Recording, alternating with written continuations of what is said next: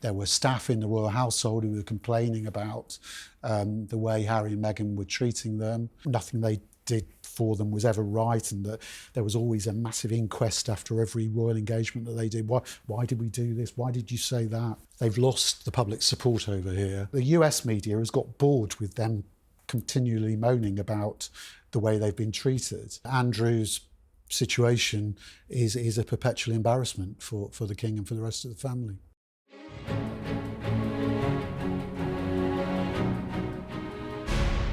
Hello, I'm Matt Wilkinson, Royal Editor of The Sun, and this is our show, Royal Exclusive, providing expert analysis this week on the Princess of Wales's new title, the unedited birthday photo of Prince Louis, the King's health, and Harry and Meghan's attempt to win back the British public, is a royal reporter who has spent the past 20 years on the royal rota. It's Richard Palmer.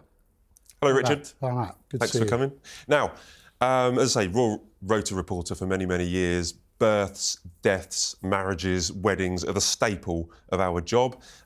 This week we have this wonderful picture of Prince Louis celebrating his 6th birthday. We read a lot into these photographs that, I see, Princess of Wales took this one this week. We read a lot into them, we analyse them, but why is it so important, do you think, that the royal family put these pictures out? Because we don't get pictures of presidents' children or politicians' children, but what does it give the public to see these? No, but they're part of the package, aren't they? They're our first family, if you like, and the whole idea is it's a royal family. So, particularly in the case of Prince George, because he's going to be a future king, there's obviously going to be a lot of public interest in what sort of a boy he is and what sort of a young man he's shaping up to be, and perhaps slightly less so with Princess Charlotte and Prince Louis, but still they're part of the deal, and so I think the public the public really enjoys seeing pictures of them. They're a very popular family in the UK at the moment, and I think around the world. If we don't see them, then there's a danger that the royal family, interest in the royal family, withers and dies, I would say. We like seeing them, we enjoy watching them grow up, because remember, we saw Louis, and before he knew he was Prince Louis, we knew he was Prince Louis, emerging on the kind of steps at the hospital, so we kind of follow their lives. The important thing about this, or the interesting thing about this, is that it was taken by the Princess of Wales. It comes several weeks after the drama surrounding the Mother's Day photo, which the Sun, and I think we heavily supported the fact that the Princess was under pressure. We think it was over the top, the kind of criticism that came her way. But the Palace were at pains to say that this photo hasn't been edited. What do you think about that? Well, yes, I think that's interesting, because I think they're responding to the controversy, and I think it's likely that it'll be the same with Princess Charlotte's picture, same format, going out on social media, but unedited. And I think they don't have to do that. I mean, I think they could just say, this is a picture, it's been photoshopped, and it's up to you whether you want to use it or not. But I think, like you, I've had pelters on social media for the last 24 hours over reporting the fact that this picture is unedited, and a lot of the sort of royal fans, the people who are very invested in this particular family, and perhaps know more about them than ordinary Britons do, are outraged that we're still talking about this. But I think it is an important issue, and I think deep fake images, artificial intelligence created images, are a problem for our democracy, and as a result, picture agencies have changed their ethical guidelines about use of Photoshop and other ways of altering images digitally. And so as a result, they felt they couldn't, they had to issue a kill notice on the previous pictures.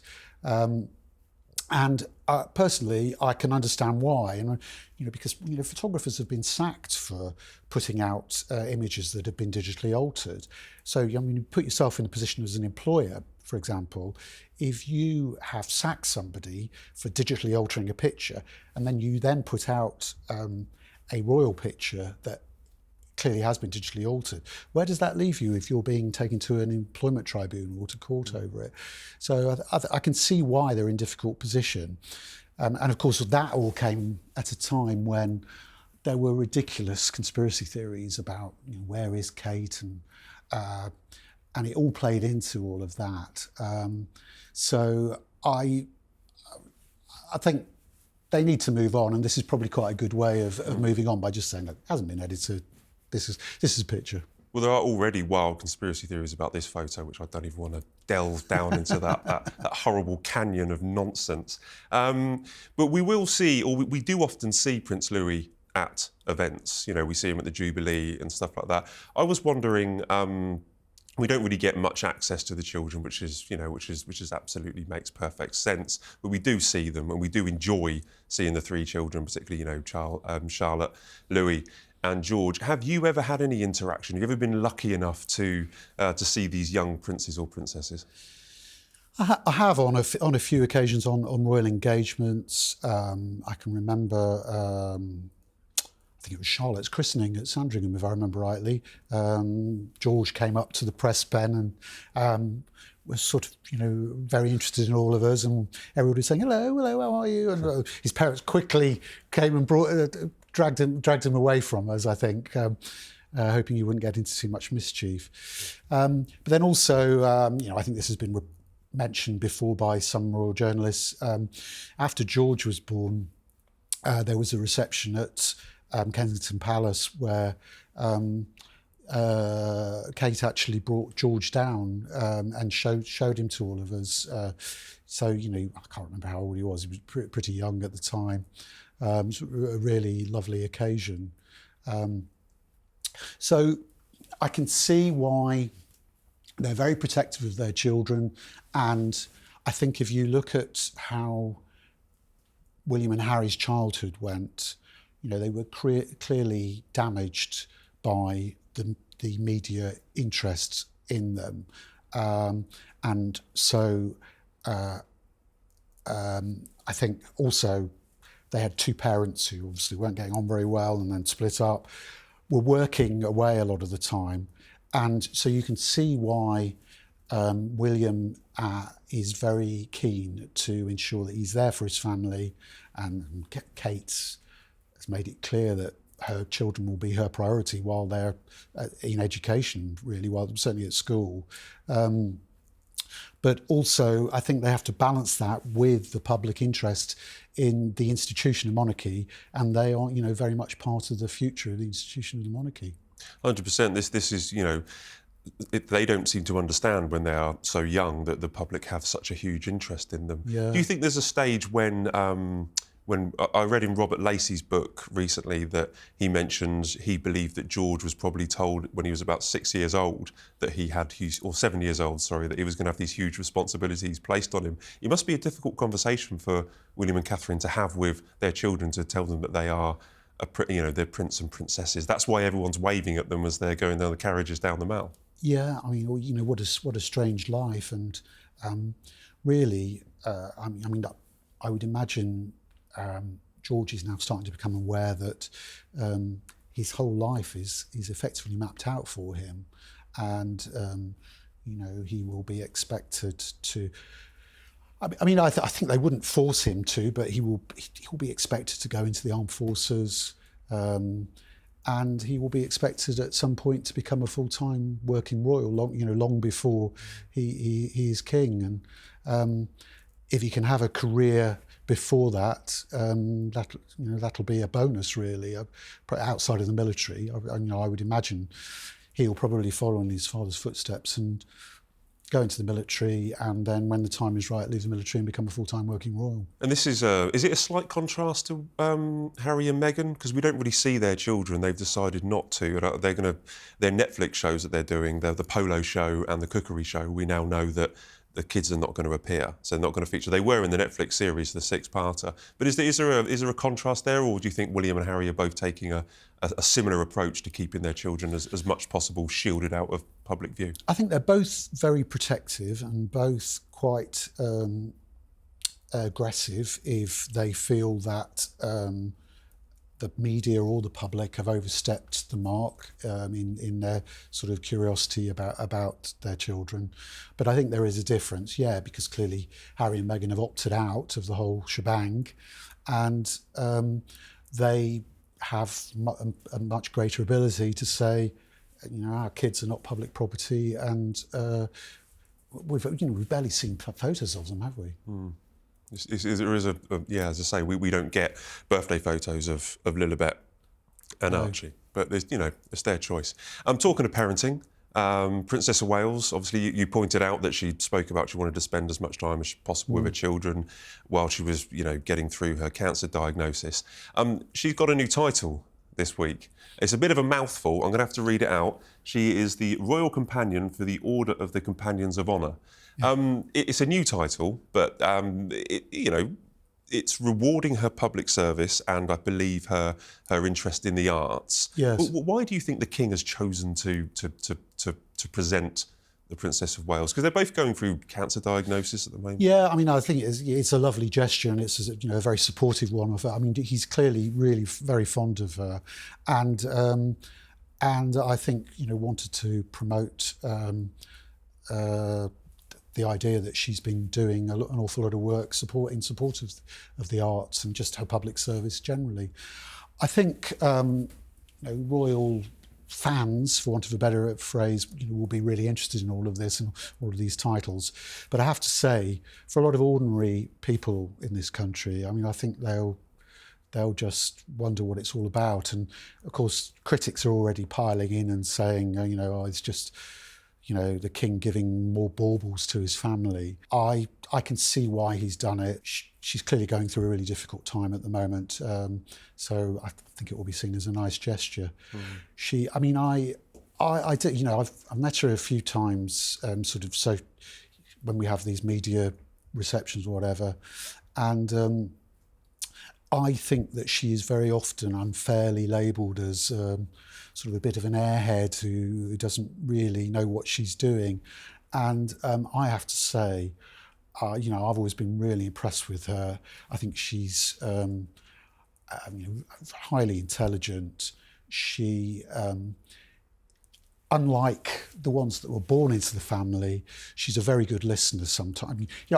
It's not that they're not good listeners, it's just that William, Harry, some of the others, they are used to being the centre of attention. Their whole lives they've been the centre of attention, so they're used to dominating the conversation.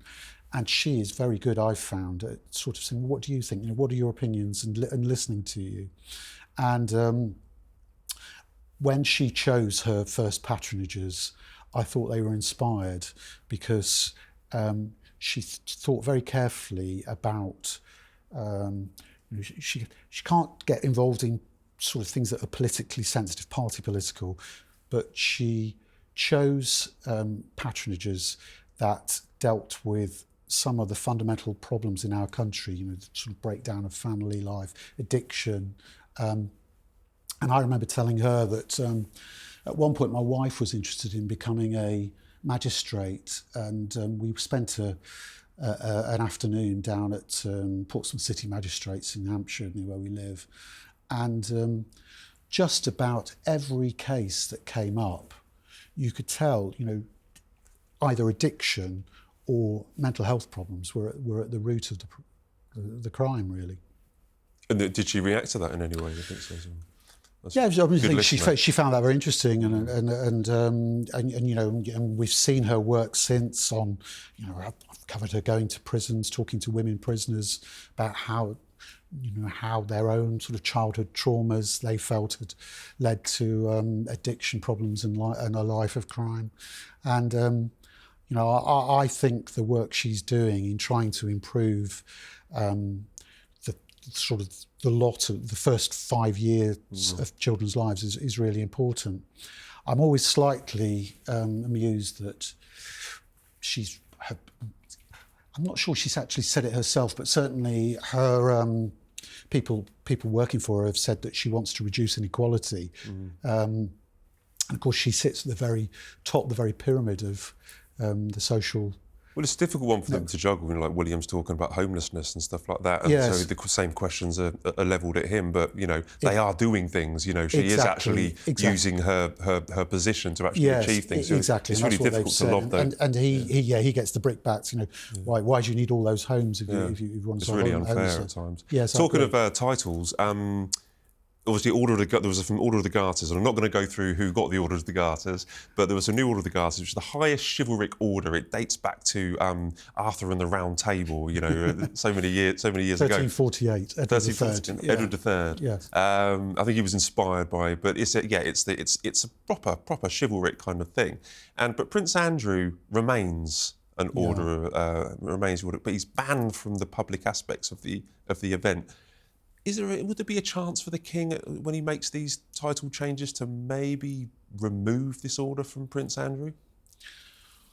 I'm not sure about the legal process of it. I imagine that it's possible, but I just think that would be very difficult for him to so publicly shame his brother like that. I can't see it happening, and but of course, Andrew's situation is a perpetual embarrassment for the king and for the rest of the family. And talking about the king, we did a story a couple of weeks ago that he was supercharging his diary. That we know about, well documented about his cancer struggles, but that he wants to get back out this summer. It was reported a couple of days ago that he might go to Ascot. Well, why do you think it's so important for the king to be out, to be seen, to not rush back too quickly and be cautious? But why is it so important for him to be out there, possibly at Ascot? Well, I think it was his late mother, who said, "I have to be seen to be believed," and I do think that's true. And it comes back to those photos as well. I think the public need to see the monarchy out and about. They need to see members of the royal family undertaking official engagements. Clearly, Britain's horse racing industry is a very important. Economically, it's quite an important industry, and it's been the sport of kings for centuries. So I think the sport would say that it's really important for the royal family to show their support for Royal Ascot, and for the king, if he can, to be there. I reckon he'll be there. Whether he can make it every day like he did last year remains to be seen. But certainly the mood music coming out of the palace is that in May and June, he and Queen Camilla are going to be very busy. So, which is obviously good news, because there's concern about his health, as there is about Princess of Wales's health. But at the moment, although people close to them are saying we need to be cautious, it is looking quite positive. And Richard, you were on the Daily Express for Yes. for 20 years on the Royal Rota. A new job that you could have got was Harry and Meghan have got themselves a new press officer for the UK. So this is the first time in 4 years that they've got a new comms officer for the UK and Europe. Is it a job that you'd be interested in? Does this mean that we are, God forbid, we're going to have more news this side of the pond about Harry and Meghan now they've got an actual designated communications expert working for them here? Well, it's really interesting that they're employing somebody, isn't it? Because for quite a while they didn't really want to engage with the UK media. But I think their need to employ a PR over on this side of the pond shows how they've lost the public support over here, and they've lost positive PR, positive coverage in the media. And I can remember times in the past when some of your predecessors on The Sun used to say that, Harry's so popular, he's, all the women readers would love to date him, and all the blokes would like to go out for a drink with him. And the idea that he would get lots of negative media coverage was more or less unthinkable back in those days. And it's been interesting to see how the public's perception of him has changed. Now, you can argue, is that because the media have reported negatively on him, or is that because the media just reflecting what the public think about him. I suspect it's more the latter. But they need to up their game over here. I think they've lost public support, and certainly they've already appointed somebody. I don't think that job would have been for me, but I'd be interested in engaging with them because I do think that. I do think Harry and his father are trying to reconcile. I think with William, it's going to be a much longer process, but eventually, maybe lots of families have disputes, and over time, that they can heal their divisions. But there's a big job to be done yet with William. The King, I think, is open to reconciliation, but I don't. You may disagree, but I don't think he's open to the idea that Harry could be a sort of part-time working royal. I think they drew a line in the sand at Sandringham all those years ago now, where they essentially said you can't be a part-time working royal. You're either in or you're out. But it's been upsetting, I think, for quite a lot of journalists to see how the whole royal scene has become bitterly divided and quite toxic.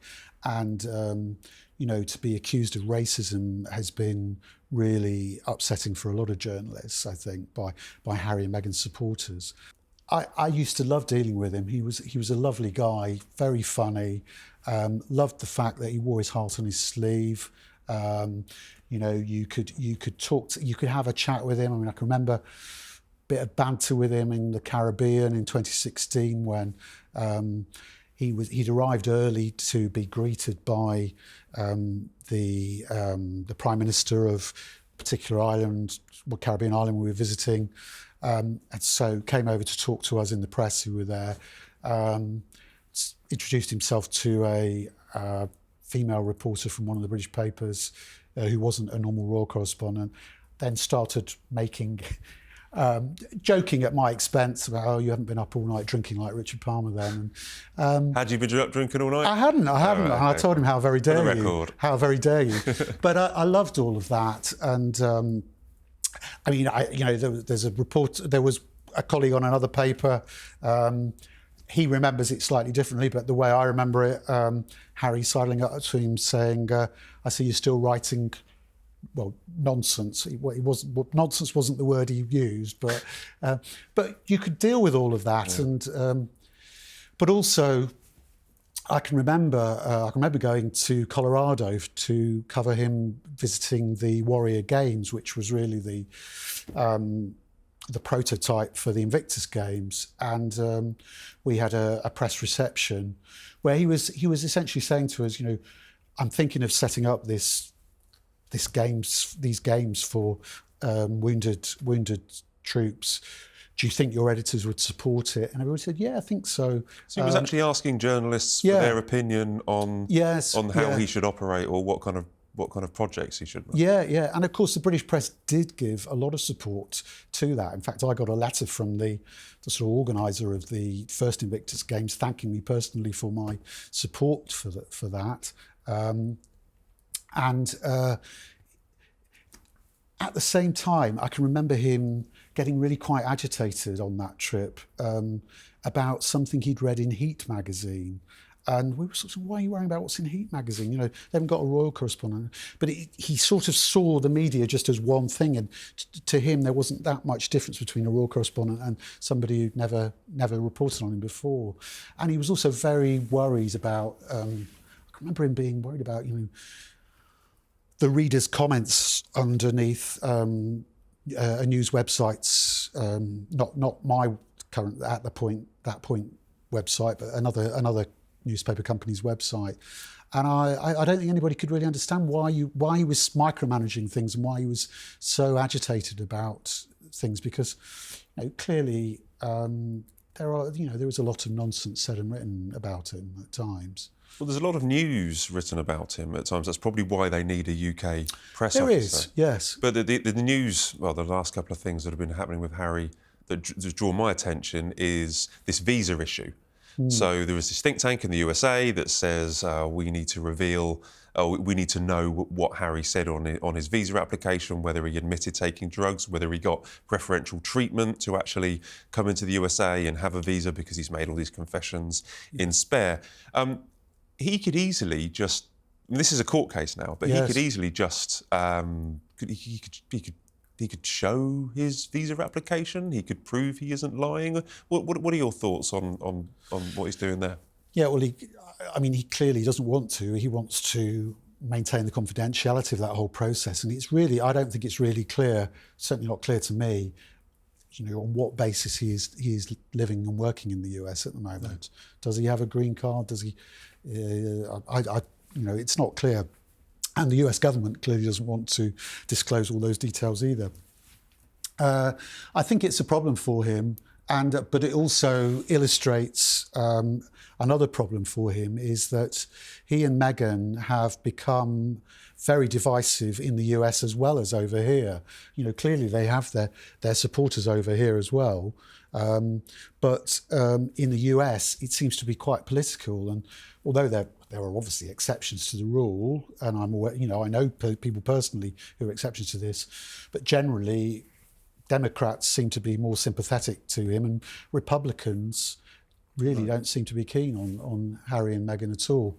And if Donald Trump gets back in this year, then that's another potential problem for him, because Trump doesn't seem very keen on Harry either. He says a lot of things, Donald Trump. But he's made it very clear that he's not a fan, I think he said, of Harry and Meghan.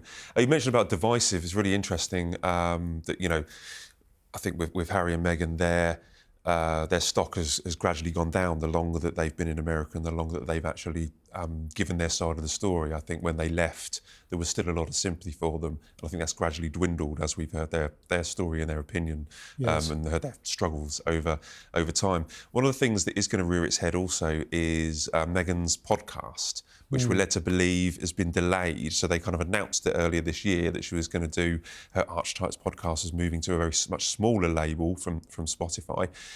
That, with the visa and with these shows which don't exactly grab my they don't make me excited, the shows. No.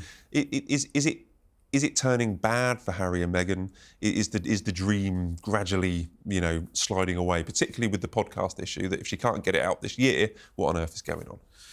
I think so. I think they've struggled. I think, initially when they based themselves over there, it drove me nuts, I have to say, that the American media essentially took a line that, what have those racist Brits done to our American princess? I thought that was very unfair, because it was much more nuanced than that, and that initially, of course, as so many people have pointed out, Meghan was treated as a breath of fresh air, and a fantastic addition to the family by the British media. But there's been a change. I think the US media has got bored with them continually moaning about the way they've been treated, and essentially has said, right, we've heard that story. We don't want to hear about that any longer. We want, if you are Americans, essentially, if you're basing yourself here, then you need to show us that you are enterprising people who are creating new lives for yourselves out here. What have you got to show us? And I think they've been beset by problems, really. They've sort of one step forward, two steps back all the time. Yeah, I mean, this another thing that keeps popping up was, I think you mentioned it earlier, that this idea that Harry could come back and be a part-time royal. Thinking back to the Sandringham Summit, which you were reporting on at the time, what do you recall as the what was the feeling then within the households, and within reporting on it? Because if they do have a new comms officer, the first time since, we can say that Sara Latham was the comms officer when you were during the Sandringham Summit, who was a big deal, very impressive woman, very experienced, but it ended badly. Could possibly bringing in this new PR team could be a way to relaunch them back into the United Kingdom and maybe push this angle of them wanting to be part-time royals again? Well, they may try and push it, but I maybe prove wrong, but I just can't see it happening. I just don't. I don't think that is on the cards. Although I have to say, at the time of the Sandringham Summit, a senior royal aide who was very close to the now King, then Prince of Wales, was saying that this was entirely possible. That was sort of certainly pushing that line, that they were open to discussions about that. And then I don't know what happened. It could be that sometimes people who brief the media, even if they're sort of senior people who are authorised to speak to the media, don't get the full story. It's possibly that, or was it that something changed and the Queen, encouraged by the then Prince Charles and Prince William, just essentially said, no, we can't countenance this, that there's no way back. They're either in or they're out. I have to say, you mentioned Sara Latham, and I fell out with Sara Latham a little bit. I mean, I'm having a bash for the Royal Press Pack and people at the Palace. And over the years, you do inevitably have fallings out with people over issues. And I've come to realise, actually, that Sarah was in a really difficult position. I mean, she was caught between a rock and a hard place. She was trying to be loyal to the people who employed her, Harry and Meghan. She was getting pelters from the press because of the way that they were behaving. There were staff in the royal household who were complaining about the way Harry and Meghan were treating them. I've certainly spoken to people, and I know, Valentine Lowe has written about this, and I'm sure you've spoken to people who have said that nothing they did for them was ever right, and that there was always a massive inquest after every royal engagement that they did. Why did we do this? Why did you say that? I think it was really, really difficult for a lot of people. And so I haven't actually managed to get in touch with Sarah. Somebody was hoping to put me in touch with her, but I really want to say to her that I'm sorry, actually, for the way I behaved at the time. And I understand the difficult position she was in. Yeah, I mean, these were really stressful times. Yes. Around 2020 or the last couple of years. But whatever happens, whether they get a new communications team and do a real drive in the UK, or whether they just remain in the USA, we will still have loads and loads to talk about and loads and loads to write about. Richard, it's the Prince and Princess of Wales's 13th wedding anniversary, I think, on Monday, which, I'm sure we all send our best wishes to them. It's been a successful partnership. Why do you think it's worked so well? And now, obviously, with the struggles they're going through, they must be closer than ever. I think so. I read stuff online about the state of their marriage, and I just don't recognise it at all. I'm talking mainly about social media and some of the lunatics on social media, but because whenever I've seen them up close, I think it's very difficult to know what goes on in anybody's marriage. Whether they're public figures or, close friends or whatever, things go on behind closed doors. But everything I've seen of that couple suggests to me that they are really close, and, the body language, everything, you can just tell that I think anyway, that they're really into each other, and that the marriage has worked. There's a meeting of minds there. I was there on the day, and that whole period, my life changed the day that they announced that they were getting engaged, and the amount of work just rose exponentially. I used to cycle. I used to take my bike on the train and cycle to the office and do the reverse journey. But I abandoned it from that moment onwards because there was just like an extra. There were always things to go to first thing in the morning, things to go to late at night, and he just would have added like an extra 3 or 4 hours onto my day to do all that.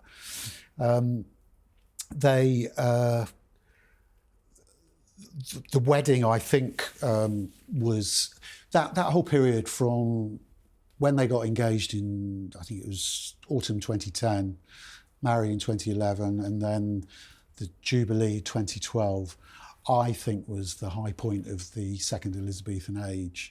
And, you know, it's gone up and down since. You know, we're now in a new reign. I think the king has, you know, had a much better start to his reign than many people expected. Clearly, things have been blown off course a little bit by his illness and by Kate's illness. It's going to be interesting to see what happens later this year, to see whether they get back on course again. Thanks, Rich. I appreciate your insight. It's been revelatory. I've appreciated your time. Thanks for inviting me. Right, well, thanks very much. That's all we have time for today. I hope you enjoyed our chat with Richard Palmer. We'll be back next week with a new guest. And if you enjoyed this and you want to see more and you want to read more, then please click subscribe below. Thanks very much for watching.